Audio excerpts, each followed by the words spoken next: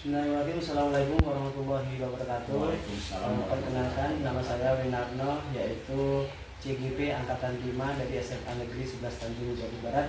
Dalam hal ini saya akan melakukan wawancara yang berkaitan dengan modul 3, yaitu 3.1, terutama yaitu membahas masalah pengambilan keputusan berbasis nilai-nilai kebajikan sebagai pemimpin.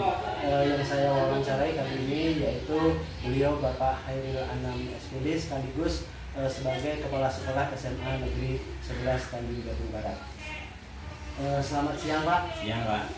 Terima kasih. Saya mohon izin minta waktunya berkaitan dengan tugas saya, yaitu wawancara dengan pemimpin sekolah.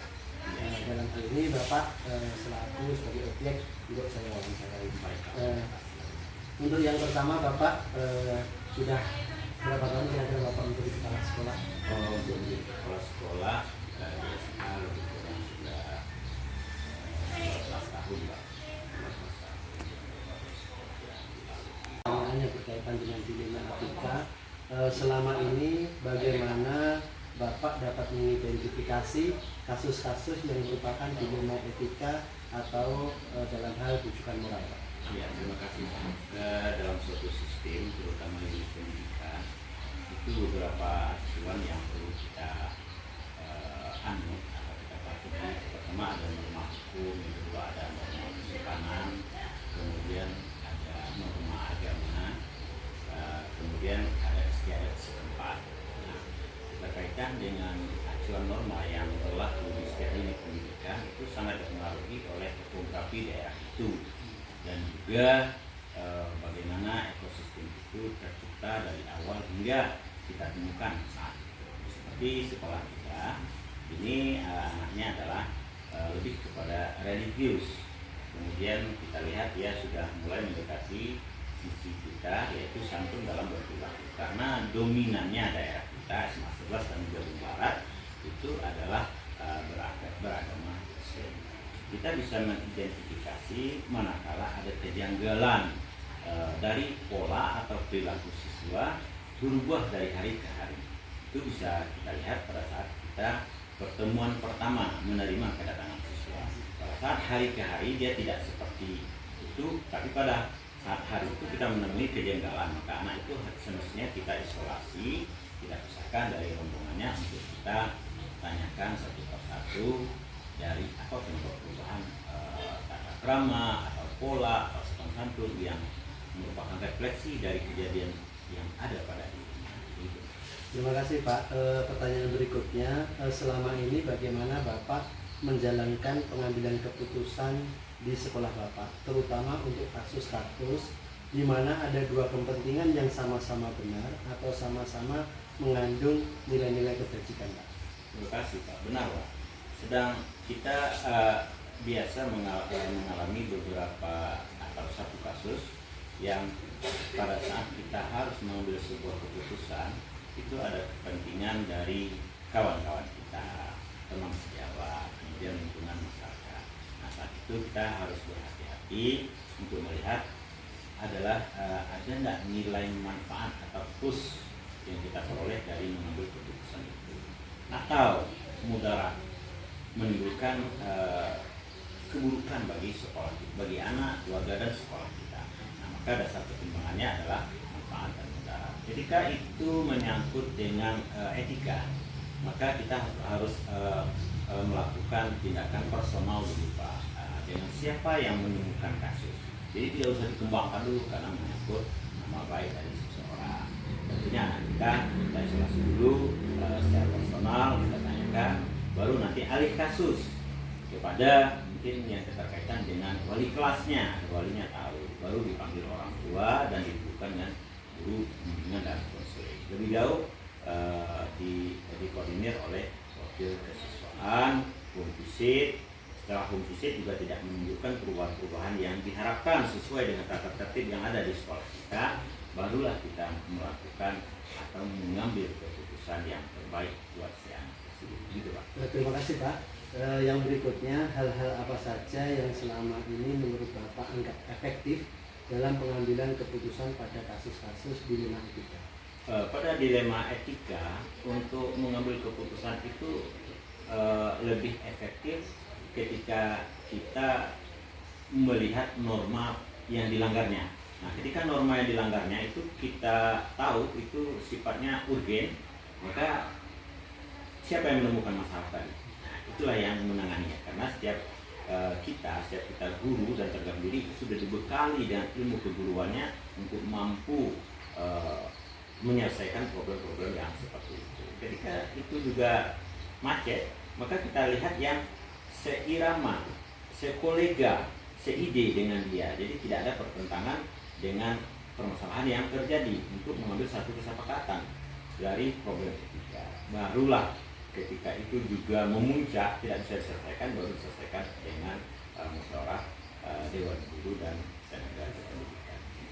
Terima kasih Pak. Yang berikutnya, hal-hal apa saja yang selama ini merupakan tantangan dalam pengambilan keputusan pada kasus-kasus di lima etika tersebut? Di dilema etika ini ada tantangan kita, tantangan internal dan eksternal.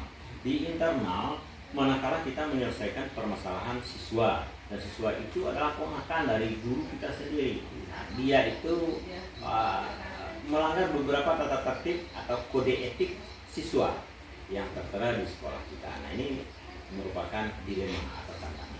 Tantangan kedua atau dilema kedua adalah dia warga sekitar sekolah. Warga sekitar sekolah, siswa warga sekitar sekolah. Nah, warga sekitar sekolah semestinya ikut memelihara ekosistem sekolah itu agar berlangsung dengan aman, nyaman, sehingga proses pembelajaran bisa berlangsung dengan baik, tertib, sesuai dengan visi dan misi sekolah tersebut. Nah, itu dilema yang pernah saya alami selama memimpin di pendidikan, yaitu ada kepentingan internal, ada kepentingan eksternal. Kepentingan eksternal saya juga terjadi dengan perangkat daerah atau penguasa daerah yang memang punya kepentingan untuk kita, dan kita juga punya kepentingan untuk beliau atau mereka. Gitu Pak. Terima kasih Pak. Yang berikutnya, apakah Bapak memiliki jadwal tertentu dalam sebuah penyelesaian kasus di lima etika ini? Apakah Bapak langsung menyelesaikan di tempat atau memiliki sebuah jadwal untuk menyelesaikannya? Bentuk atau prosedur apa kira-kira Pak? Oh iya. Dilema etika ini banyak sekali Pak. Ketika kita melihat etika itu bisa kita selesaikan atau kita ubah atau kita sarankan, dan dia mood atau tidak begitu menolak pada saat itu, kita bisa lakukan pada saat itu juga. Nah, misalnya ketika dia mengeluarkan kata-kata yang tidak enak didengar, tidak etis, nah saat itu juga kita boleh lakukan perubahan, ingatkan dia. Nah, tetapi ada juga etika yang mungkin memerlukan waktu yang lama. Nah, memerlukan waktu yang lama dalam berproses akibat lingkungan di mana dia berada, kemudian akibat dari kehidupan rumah tangganya, ekosistem yang ada di rumah tangganya berbeda dengan yang lain, maka ini memerlukan waktu.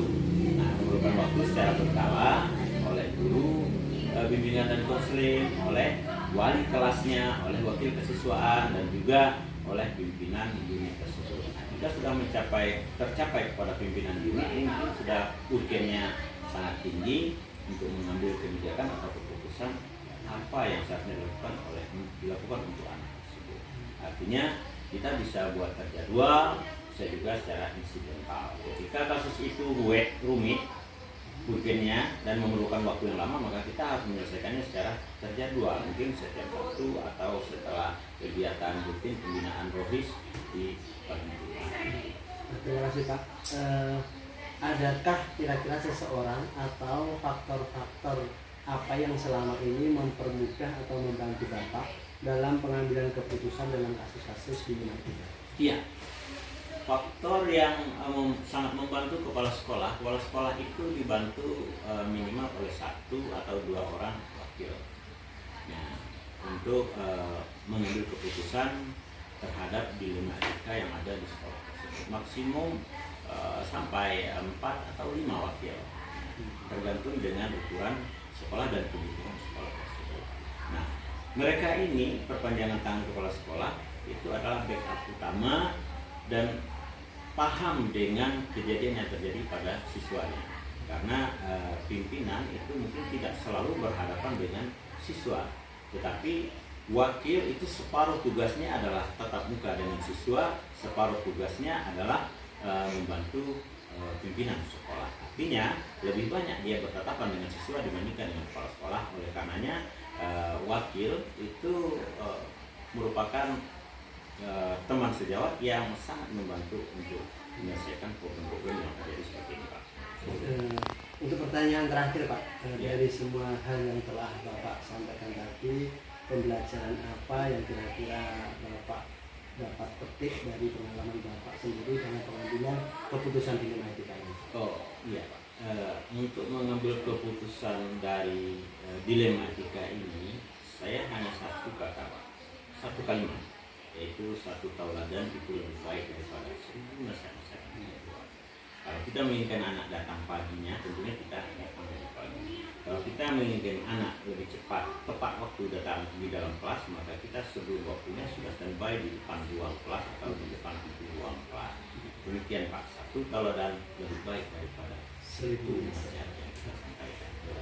Terima kasih Pak atas pengalaman Bapak, nasihat Bapak, ilmu Bapak. Semoga ini nanti secara pribadi saya dapat adopsi atau nanti saya dapat tularkan juga kepada rekan-rekan yang lain pada suatu saat beliau rekan-rekan yang lain nanti menjadi pemimpin dalam sekolahan. Terima kasih ilmunya, waktu serta kesempatan yang sudah Bapak luangkan dalam kegiatan wawancara ini. Sekali lagi saya tidak dapat membahas apa-apa Pak, saya hanya mendoakan semoga Bapak selalu diberikan kesehatan, rezeki yang barokah. Amin. Saya akhiri Pak. Assalamualaikum warahmatullahi wabarakatuh. Terima kasih. Selamat Pak ya. Terima kasih. Amin. Bismillahirrahmanirrahim. Assalamualaikum warahmatullahi wabarakatuh.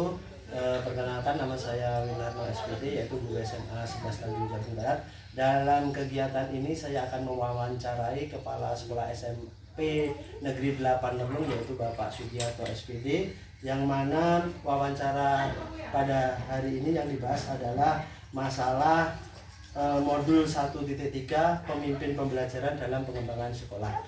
Untuk itu langsung saja saya akan membuat pertanyaan kepada Bapak Sugiarto selaku pimpinan di SMP Negeri 8 Merlung. Selamat pagi Pak Sugi. Pagi. Pak Sugi, saya minta waktunya sebentar, mengganggu waktunya untuk kita melakukan wawancara masalah kepemimpinan sekolah dalam pembelajaran.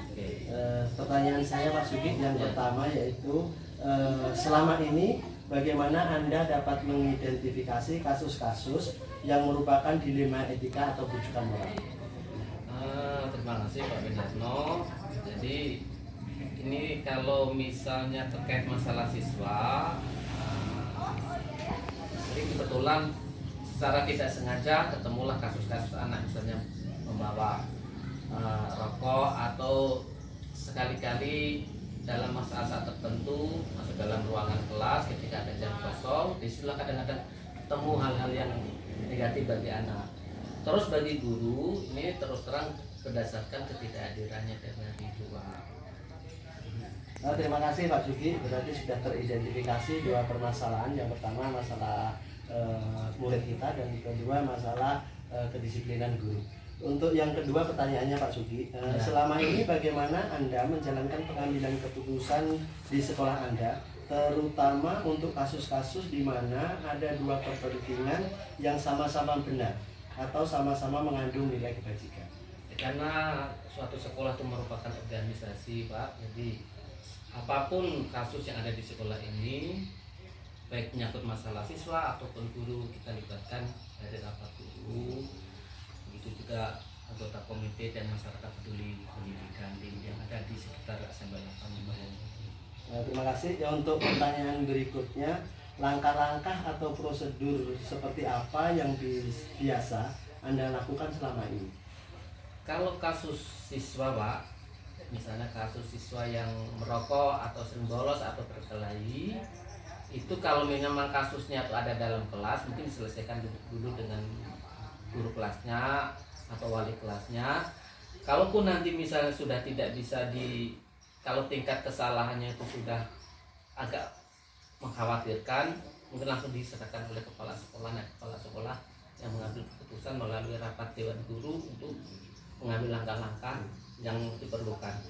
Kalau masalah guru ini terus terang Pak, ini mungkin semua sekolah mempunyai problem yang sama kaitan dengan kedisiplinan guru ini. Jadi kalau guru sudah beberapa kali kita panggil ternyata tidak ada perubahan, hanya khusus SMP 8 Pak. Jadi kita suruh buat surat pernyataan mereka. Kalau misalnya sudah berkali-kali melakukan kesalahan yang sama, ya mau nggak mau harus eksekusi Pak. Itu Pak.